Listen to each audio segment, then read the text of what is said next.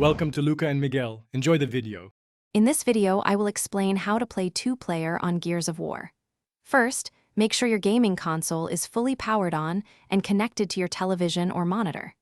Next, connect a second controller to your system. This can be done wirelessly or via a USB cable. Confirm that both controllers are properly recognized and active before launching the game. This simple setup ensures a smooth start to your cooperative experience. Once your controllers are ready, launch Gears of War from your console's main dashboard. After the game loads, you will reach the main menu. From here, select the game mode you wish to play with a friend.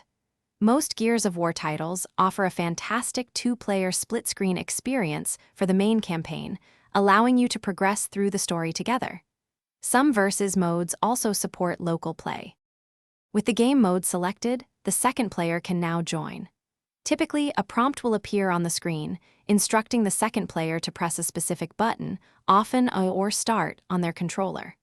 Once pressed, the screen will usually split, either horizontally or vertically, confirming that two-player split-screen mode is active. You are now ready to dive into the action as a team. Now that you are both in the game, it's time to enjoy the cooperative experience. Remember to communicate with your teammate, especially during intense firefights, to coordinate your attacks and movements. Make good use of the cover system and be ready to revive your partner if they go down.